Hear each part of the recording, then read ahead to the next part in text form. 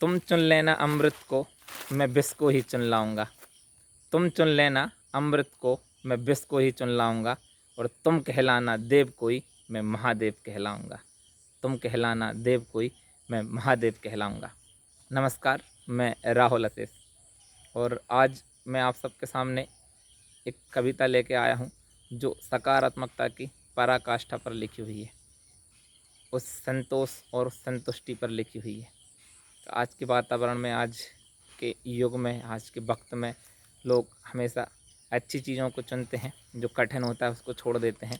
तो उन्हीं पे मैंने कुछ शब्दों को पिरोया है और उन्होंने एक कविता का रूप लिया है, वो आप सबके सामने प्रस्तुत है और उसका शीर्षक है मैं महादेव कहलाऊंगा। तो इसे पूरा अवश्य सुने कि तुम चुन लेना मोती, तुम चुन लेना मोती, मैं पत्थर ही चुन लाऊंगा। तुम चुन लेना मोती, मैं पत्थर ही चुन लाऊंगा। और तुम रख लेना घर में, मैं किसी का घर बनवाऊंगा। तुम रख लेना घर में, मैं किसी का घर बनवाऊंगा। फिर आगे लिखा है कि तुम चुन लेना शबनम, मैं बारिश ही चुन लाऊंगा। तुम चुन लेना शबनम, मैं बारिश ही चुन लाऊंगा। और तुम रखना पलकों पर, तुम रखना पलकों पर, मैं किसी की प्यास बुझाऊंगा। मैं किसी की प्यास बुझाऊंगा। फिर आगे लिखी है कि इसकी एक पंक्ति जो है वो स्वार्थवश और लोगों की अपनी कामना इच्छाओं के लिए है और दूसरी उस सकारात्मकता की पराकाष्ठा पर है कि मैं इसमें भी संतुष्ट हूँ, मुझे कोई प्रॉब्लम नहीं है, मुझे कोई समस्या नहीं है। वहाँ से मैं सकारात्मकता ढूंढता हूँ। तो आगे लिखा है कि तुम चुन लेना ठंडक, तुम चुन लेना ठंडक, मैं आग साथ ले आऊँगा। तुम चुन लेना ठंडक और मैं आग साथ ले आऊँगा। और तुम सीने पर रख लेना, तुम सीने पर रख लेना, मैं किसी का दीप जलाऊँगा। लोग आग से डरते हैं, ठंडक बोलते हैं ना कि यार कलेजे को ठंडक मिली है, तो उसी पे है कि तुम चुन लेना ठंडक, मैं आग साथ ले आऊँगा। और तुम रख लेना सीने पर, मैं किसी का दीप जलाऊँगा। मैं किसी का दीप जलाऊँगा। फिर आगे लिखा है कि तुम चुन लेना फूलों को। लोग हमेशा फूलों को चुनते हैं, कांटों को सब भूल जाते हैं। तो वहाँ से एक सकारात्मकता लाया हूँ मैं चुनकर कि तुम चुन लेना फूलों को, मैं कांटों को चुन लाऊँगा। और तुम रखना दामन में, तुम रख लेना दामन में, मैं रखवाली पर जाऊंगा। आपने सुना होगा कि फूलों की हिफाजत कांटे किया करते हैं, तो कांटों का काम रखवाली करना भी है, वो गलत नहीं है। तो कहीं कोई नकारात्मकता नहीं है, हर जगह एक सकारात्मकता आपको देखने को मिलेगी। तो उसी पे लिखा है कि तुम चुन लेना फूलों को और मैं कांटों को चुन लाऊंगा। और तुम रख लेना दामन में, मैं रखवाली पर जाऊंगा। मैं रखवाली पर जाऊंगा। फिर आगे लिखी है इसी पर कि तुम चुन लेना खुशियाँ, मैं आंसू ही चुन लाऊंगा।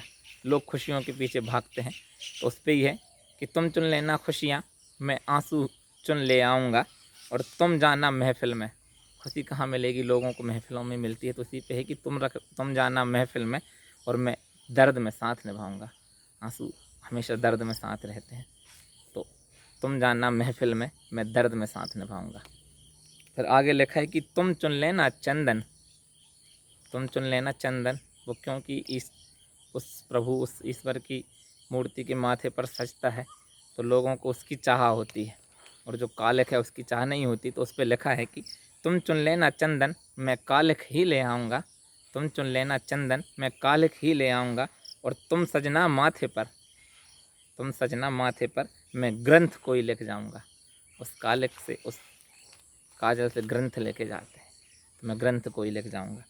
फिर आगे लिखी है कि इस भौतिक जगत पे 4 पंक्तियाँ हैं, अगर उसको सही सही लिख दिया हो तो मुझे अपना स्नेह दें कि तुम चुन लेना देह कोई, तुम चुन लेना देह कोई, और मैं रूह कोई चुन लाऊंगा।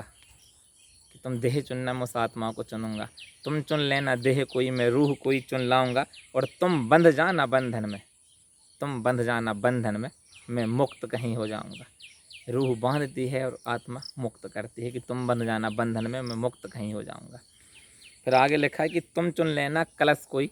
ये उस दिखावटी दुनिया के ऊपर लिखा है जो दिखावा चाहते हैं और लोगों की नज़रों में आना चाहते हैं कि हमारा एक नाम, हमारी शोहरत, हमारी इज्जत, लोगों को पता चले कि यार हम क्या हैं। तो उस पर 4 पंक्तियाँ लिखी हैं कि तुम चुन लेना कलश कोई, मैं नींव ईंट ले आऊँगा। फिर नींव की ईंट किसी को दिखाई नहीं देती, कलश सबको दिखाई देंगे। वो किसी महल पे ऊपर का हो, बना हुआ हो, कलश या फिर किसी मंदिर का कलश हो, वो सबको दिखाई देते हैं। इसी दिखावटी दुनिया पे है कि तुम चुन लेना कलश कोई, मैं नींव ईंट ले आऊँगा और तुम चिल्लाना लोगों को। और चीख चीख के चिल्लाते हैं कि हमें देखो, हमें देखो। और मैं क्या चाहता हूँ उस सकारात्मकता की पराकाष्ठा पर कि तुम चुन लेना कलश कोई, मैं नींव ईंट ले आऊँगा और तुम चिल्लाना लोगों को, मैं मौन कहीं हो जाऊँगा। तुम चिल्लाना लोगों को, मैं मौन कहीं हो जाऊँगा। फिर आगे लिखा है कि दिखावा जो होते हैं, आडंबर किए जाते हैं, उन पे लिखी है कुछ पंक्तियाँ कि तुम चुन लेना आडंबर, मैं सत्य कोई चुन लाऊंगा। तुम चुन लेना आडंबर, मैं सत्य कोई चुन लाऊंगा और तुम दिखलाना दुनिया को, तुम दिखलाना दुनिया को, मैं ईश्वर को दिखलाऊंगा। कि तुम आडंबर चुनोगे वो दुनिया देखेगी, और सत्य अगर है तो उसको ईश्वर देखेगा। यहाँ भी सकारात्मकता है कि मैं सत्य कोई चुन लाऊंगा और तुम दिखलाना दुनिया को, मैं ईश्वर को दिखलाऊंगा। फिर आगे महलों में रहने की कामना, बड़े बड़े बंगले बनाना, उस पर लिखा है कि तुम चुन लेना महलों को, तुम चुन लेना महलों को, मैं कुटी कोई चुन लाऊंगा। मैं उस घास फूस की कुटी में भी सकारात्मकता देखी है। वो क्या है, आगे की दो पंक्तियों में कि तुम चुन लेना महलों को, मैं कुटी कोई चुन लाऊंगा और तुम चुन लेना महलों को, मैं कुटी कोई चुन लाऊंगा और तुम बन जाना महाराजा। तुम बन जाना महाराजा, उस महल में रह के तुम महाराजा बन जाना। कि तुम बन जाना महाराजा, मैं सन्यासी बन जाऊंगा। तुम बन जाना महाराजा, मैं सन्यासी बन जाऊंगा। और ये अंतिम पंक्ति, इसकी 4 पंक्ति उस सकारात्मकता और उस संतोष, उस संतुष्टि की पराकाष्ठा पर लिखी है। अगर ठीक ठीक लिख दी है और मेरी भावनाएं आप तक पहुंचती है और आप सकारात्मक होते हैं, तो मुझे अपना स्नेह दें कि तुम चुन लेना अमृत को, तुम चुन लेना अमृत को, मैं विष को ही चुन लाऊंगा।